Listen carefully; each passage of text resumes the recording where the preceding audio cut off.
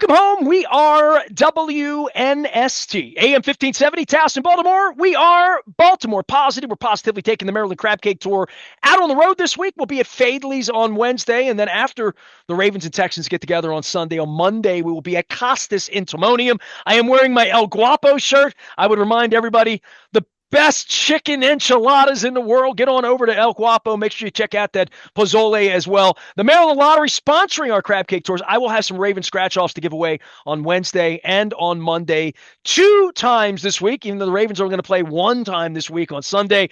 The Houston Texans are coming to town, which allows me to invite one of my recurring friends and guests and legends on. John McClain has covered football in Houston for as long as I can remember, 50 some years. He is retired, not out to pasture in any way. You can find him McClain on NFL. He's also a longtime Pro Football Hall of Fame voter. He is down in Houston via Waco, awaiting this beaten up version of the Ravens. John, I was with you 5-6 weeks ago. Lamar, I think they're going to win the Super Bowl. I'm picking them. Now in week 5, 1-3, lost to the Chiefs, lost to Detroit. But the real story here, Lamar, Ronnie Stanley, Matabike, Roquan Smith, Marlon Humphrey, Nate Wiggins, all on the injury report. Texans are picking a good week to get here in Baltimore. I'll tell you that, John. If you got to play the Ravens, and it doesn't matter whether it's in Baltimore or not, since Lamar Jackson got to the Ravens, Texans have never even come close to beating them. The fewest points the Ravens have scored against the Texans, 25.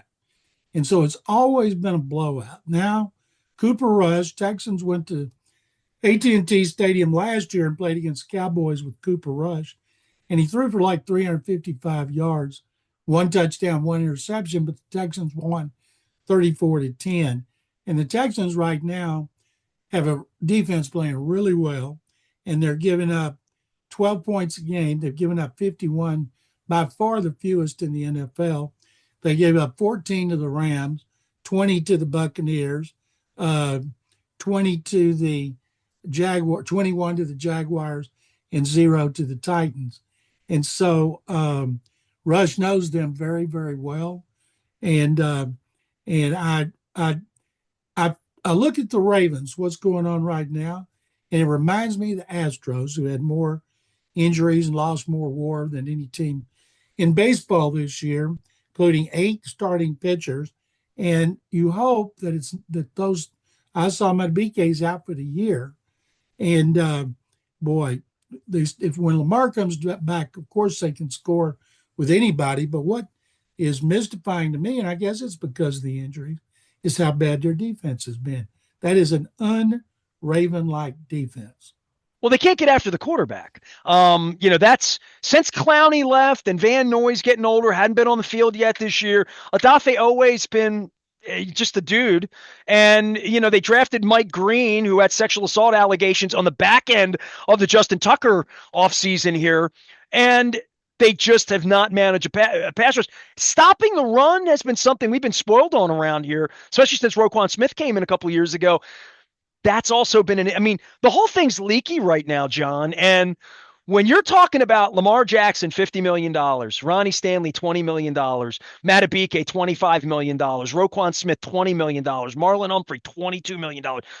When those players aren't on the field, I guess in any franchise, you take 5 or 6 of the top earners off a team in key positions. I said it was like center field. It's like the middle of the field is gone on both sides now for this team here.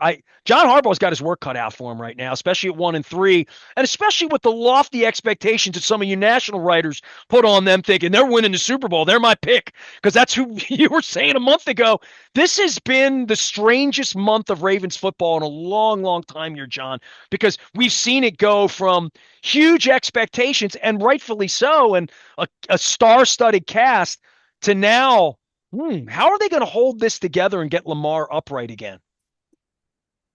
Help is on the way, and that's the Texans offense. Texans offense has been terrible. Now, it improved in one quarter, the fourth quarter, against the Titans, but the Titans are just awful. I expect Brian Callahan to be fired any week, maybe with a bye week.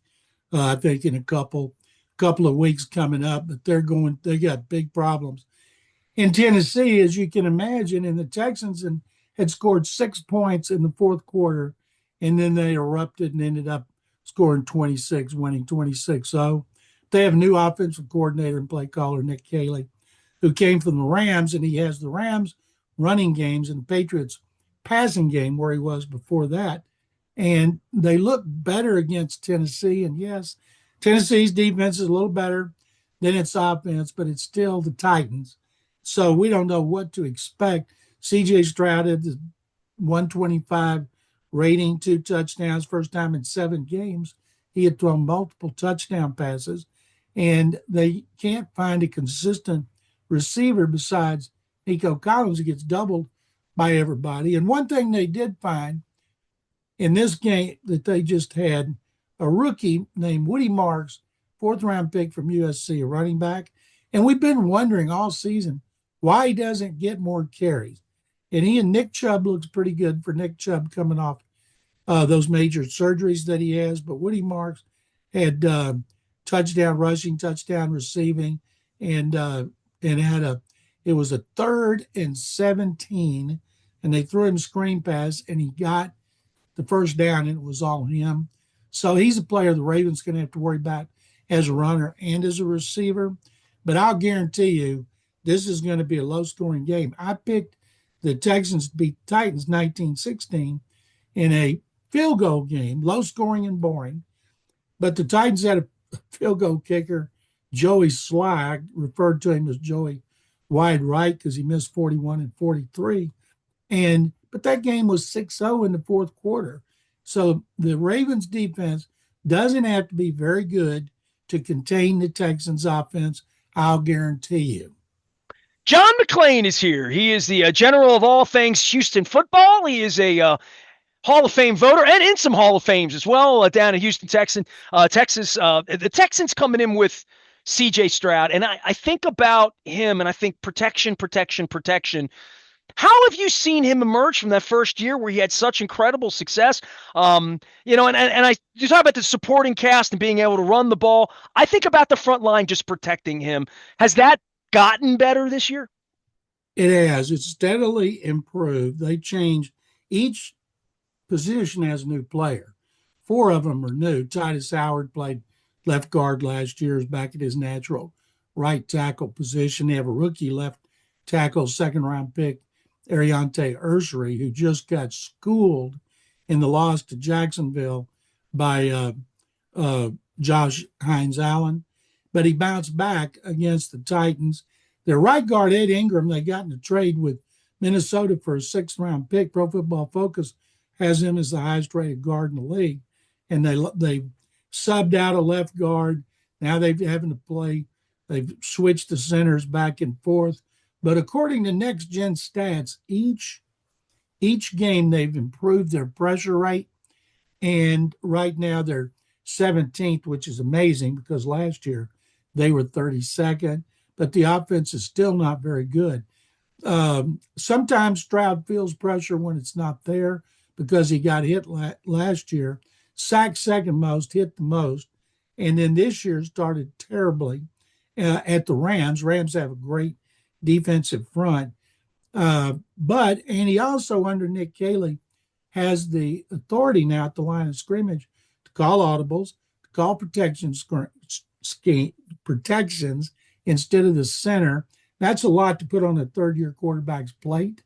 But they had a touchdown pass on Sunday to rookie Jaden Higgins for 24 yards that he switched out of. So maybe he's growing into this new responsibility. But if he doesn't have the protection, he's always throwing on the run, bailing out. Sometimes he doesn't step up. It looks like Nestor, he just lost his confidence. He's not as comfortable as he was with a rookie when he was fearless. Now, he didn't get hit a lot as a rookie, but he just came out and he'd fling it all over the field and just looked confident, comfortable, everything you want. And then because of the all high expectations last season, his offensive coordinator, Bobby Slowick, didn't adjust to the adjustments for Stroud and his offense, which is why he got fired. But the Texans have been 10-7 each of the last 2 years. They've won a playoff game each of the last 2 years, lost on the road at Baltimore last year at Kansas City. And this year, nobody's talking Super Bowl that had a lick of sense, but I predicted they'd go 11-6. And right now, my prediction is way off because they're playing a first place schedule and it's still tough, even though they're catching the Ravens you'd think at the right time. Texans haven't beaten the Ravens since Gary Kubiak was there. Was that the Case Keenum game when he came out of the tree and beat him? 2014, when Kubiak was the offensive coordinator for the Ravens.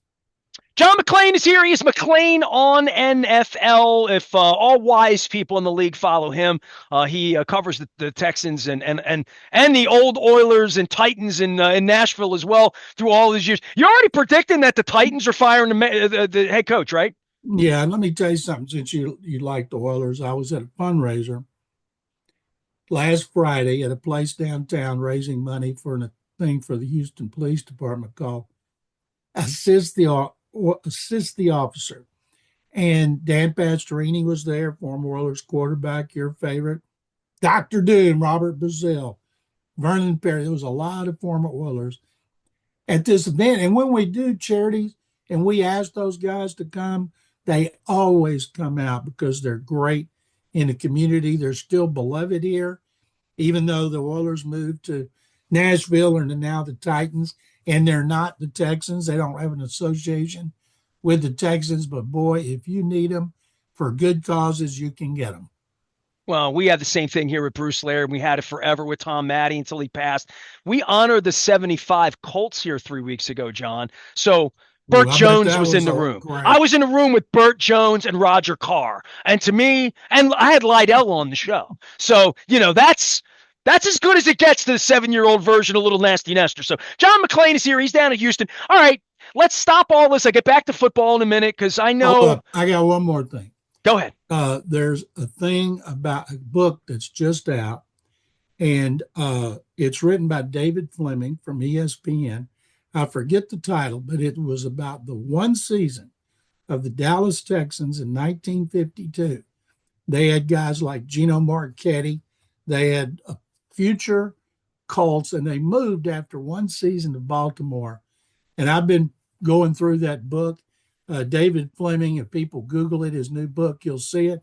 And there's so many great players on that one team that became great that were really good that year, but the team was an abomination in every sense of the word. And they all became the Colts, and it has got some great stories. Well, a little Baltimore history there for you as well. Do you think they can win the Super Bowl with C.J. Stroud? Not now. I think Stroud's a good enough quarterback to win anything if he has talent around him. Right now, he has one really good receiver. They drafted receivers in the second and third round, and maybe his line will get better, but they're going to have to address it again in the draft. And they have drafted 3 linemen in the first and 2 seconds, and none of them are starting. The first round pick's long gone. Guard Kenyon Green, biggest bust in team history. And then they have 2 others. A guard, Juice Scruggs, doesn't start, and a right tackle, Blake Fisher, doesn't start.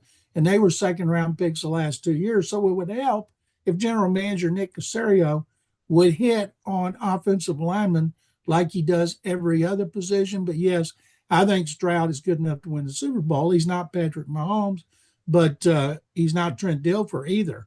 But he's got to have players around him. John, I'm sure you remember the first time you met DeMeco Ryans when he came in from Alabama, and 20 years later, he's the guy running the organization. Zach Orr is one of those guys here in Baltimore on the defensive side that I remember the day I met Zach Orr. He's from Dallas, but don't hold that against him.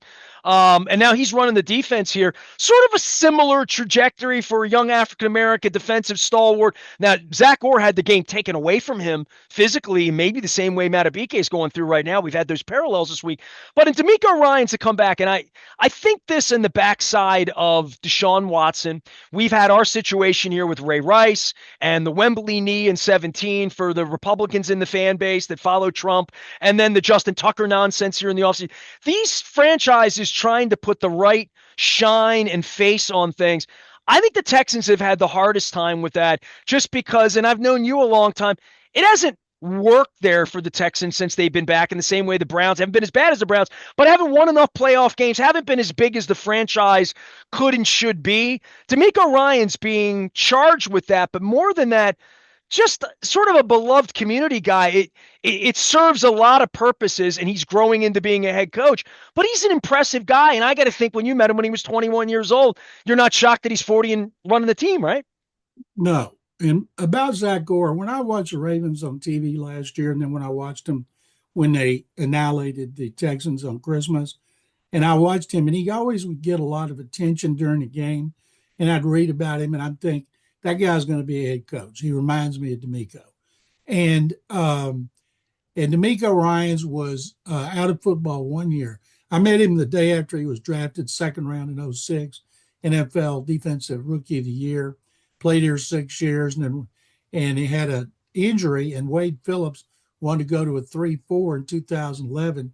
Didn't think he could play it, so then they traded him to Philly, where he played his last four and blew out his Achilles. And then he spent a year out of football. And Kyle Shanahan, Robert Saleh, who'd been on the staff with Kyle Shanahan under Gary Kubiak, called him up and said, "We're putting together a staff here for Kyle. Would you be interested in coming over and being a GA? We think you do great." And so D'Amico said yes. So Saleh told Kyle Shanahan. Kyle reached out. They hired him. He went over there, was part of that staff, started quality control, moved up to linebackers, then defensive coordinator when Saleh went to the Jets. And he did really well.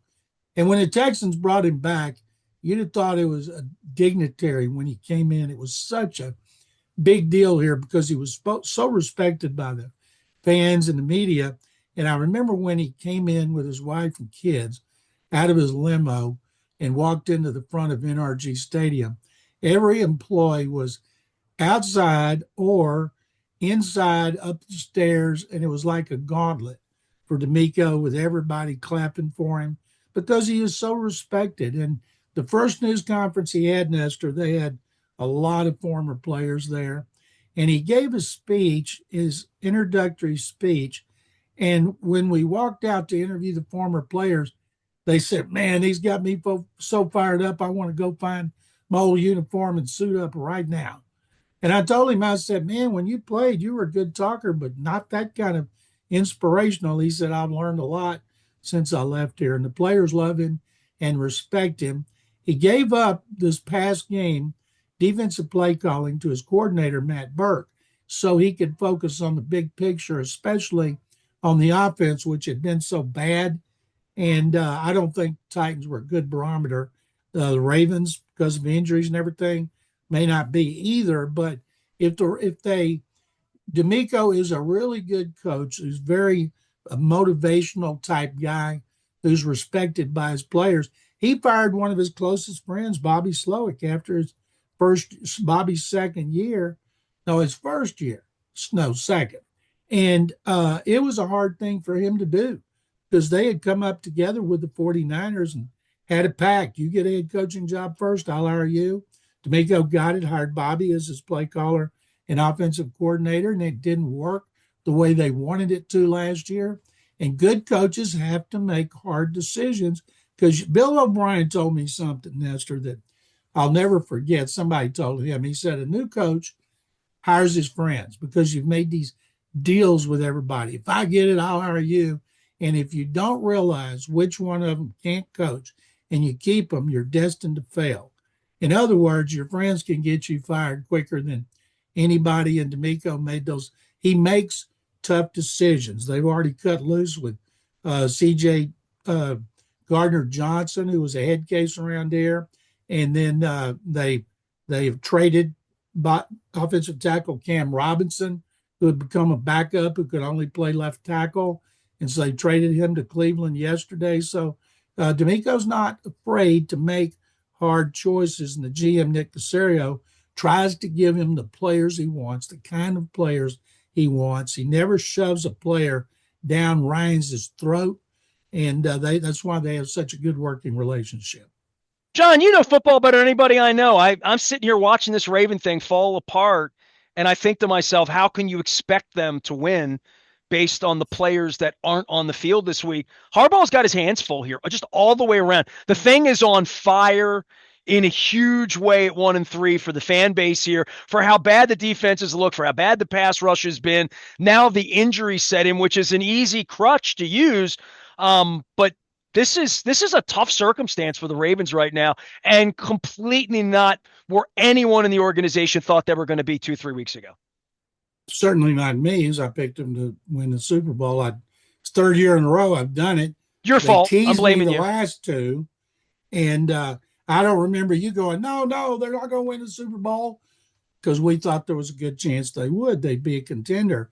And the fans up there, they've been spoiled. You know, once Lamar got there, they'd already won 2 Super Bowls, and Lamar comes in, and yeah, Lamar needs to win a Super Bowl. Lamar needs to get to a Super Bowl first. And but they every year they're Super Bowl contenders. So now, because of circumstances, injuries, I'm guessing it's injuries, although that defense looked awful in the Buffalo game before they started getting hurt. And you mentioned earlier about the team here. Yes, it's been a disappointment. They've never gotten beyond the divisional round, because every time they've won the division, and they won it more than any other team, they've won wild card games like last 2 years, beat the Chargers last year, Browns the year before. They play that next game on the road, and they have to go to places like Baltimore, and they've been to Baltimore twice now in the divisional round and gotten killed. Kansas City, until they get a playoff game at home in the divisional round, they're not going to the AFC Championship game. For all the fans in Baltimore who are complaining, how about this? Houston has not had a team in the AFC Championship game since the 1979 Love You Blue Oilers, led by Earl Campbell, Dan Pastorini, and Bum Phillips. Lenfo caught that ball in bounds. I'm telling you right now. 1979, and they haven't won one since 1961, when the Oilers won the first 2 AFL championships. That's a long time, but you remember it though, right, John? Yeah, I did. Truthfully, when I was a kid, I love to see. I love to see. Started in 60. Cowboys started in 60. I was 9 years old. I watched them religiously, and I watched the AFL because they threw the ball all over the place. They had George Blandair, they had Billy Cannon, they had good receivers. They won it. They were high scoring. They were great. Had the gray helmets, right? Gray helmets. And the Cowboys were awful. Three yards in a cloud of dust. So I fell in love with AFL like a lot of fans did when they were kids back then. Nothing says AFL like that helmet. I'm going to tell you right now. John McClain is here. Listen, I love to see you smile, and I don't want to see you frown or cry, and certainly don't want to see you angry. Just don't ask me about the Astros. Well, what about the rest of baseball? What about the rest of the postseason? Hey, man, you went a lifetime without having playoff games from 1980 and 86 on. And, you know, I'm in Baltimore. I can talk all day about what we haven't had here in all the years I've owned the radio station.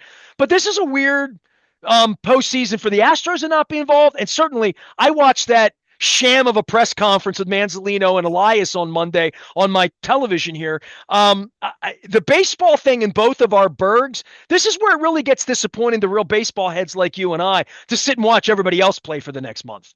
Well, to me this year, and I'm sure to you as well, considering what the Orioles had been doing, I thought Baltimore was the biggest disappointment in the American League, and Atlanta, biggest disappointment in the National League. And Astros been in the playoffs 8 years in a row. They didn't deserve to be in the playoffs this year, because if you can't beat the stinking A's in West Sacramento, California, twice in a 3-game series, you don't deserve to be in. If you can't sweep the losing Angels in the last series, you don't deserve to be in. They lost on a tiebreaker. Tigers just started to choke like crazy, but they backed in, and they had the tiebreaker with the Astros, so they got in. The Astros didn't. And I will say this, honestly, the Astros had more injuries than any team I've ever seen, including players like Yordan Alvarez, who missed 125 games. But that's not what kept their best players, who were healthy, from having a bad season. They struck out second most in baseball. They chase fourth most in baseball, which is maddening. And Jim Crane, their owner, he's not used to not being in the postseason. So we're expecting big changes in this offseason. We're not sure what. All the fans want the hitting coaches gone, and they want the medical people changed because of all the, not just the injuries, Nestor, but the rehab and the diagnosis and the coming back. And so expect big changes from the Houston Astros. Well, you had a parade, even though you banged on trash cans around there. I would be okay with him cheating to win here now at this point. It's just been too long since 1983. John McClain is here. He knows that the Astros didn't cheat, and if I give him another half an hour, he'll explain to me that all of my Venezuelan brethren had no effort in cheating in that. But hey, look, the Yankees and Red Sox are here. We can hate on them, even though they're playing together. And there's a part for me where, like, the Guardians coming on like this, let them win this year. Let them finally win in Cleveland. That's what I think. I'd like to see Seattle and Milwaukee, the big market teams that spend all the money, not getting in the World Series. And by the way, it's trash can lids, not trash cans. So if the Orioles are going to do it, they need to make sure they get it right. Well, they got Mike Elias. They got some roots He there, knows. you know. And I don't want to see the Dodgers anymore. The best team money can buy. I'm tired of seeing them. I want to see new blood. I think if the Guardians are in there, that's fine with me. But I don't hate Seattle. I hate the Rangers. I hate the Dodgers. And I grew up a diehard Yankees fan, so I can't hate the Yankees like most fans here. So it's the Dodgers and the Rangers. But Seattle, I would love to see the Mariners winning the division. First time since '01 when they had one of the biggest chokes in playoff history, considering they won 116 games and lost to the Yankees. And I think that'd be great. And I think the Brewers been the best team in baseball all year. And I'm let me ask you this. I remember after last season when the Orioles had all those great young players and they were came up through the system. Why did they not fortify their pitching staff and do a better job of that? They have poor ownership right now. This ownership's talked a lot. The guy's made his own bobblehead. He got picketed last week for all of his investments in fossil fuels and wrecking the earth and all that stuff. So, I mean, this guy came in as a white knight, a Baltimore guy, and my dad was a postman. These are hedge fund guys. These are not Baltimore people. They're not people that have moved into the community and made it a part of the community. And the press conference on Monday just left me really scratching my head why you would have the interim manager you're not going to bring back as part of the postseason. Just every single thing they've done, it's just as bad as Angelos. It's just different kind of bad. It's a more quiet bad, and it's not overtly evil out in front of it the way Angelos really was for a long, long time. I don't know what they're going to do. They're doing a lot of talking, and I know this. 500,000 fans they lost this year at the gate. Their attendance was down 500,000, and they finished in last place. And all of their young players, all of them in totality, Holiday, Rutschman, Henderson, Mayo, all of them had worse years this year. So I don't know what to say. They have not made a change in leadership. Mike Elias is still going to be the guy picking the groceries. He's going to pick the manager. As you know, in baseball, he's going to boss the manager around. So who the manager is, it's not going to be Buck Showalter. It's not going to be Bruce Bochy. So I don't know how this is going to go, but it's been very disconcerting here because it felt like it was on the move up for both of these franchises. Now we have a 1-3 injured Lamar, all of that on the backside of it. I mean, I'm out of the sports business, John. I hate sports. I've decided. But at 1:00 on Sunday, I'll be watching football with you. Hey, I love having you on twice in the same month. We've been blessed. My audience has been blessed. I'll bother you again when the Ravens and Texans play in the playoffs in a few weeks. Well, first of all, you never bother me. I love coming on with you. And by the way, it's McClain _on_ NFL.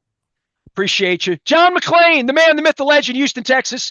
And I usually sing the Oiler fight song with him, but I'll let that go for this week. Texans, Ravens, 1:00 on Sunday. Luke will be there.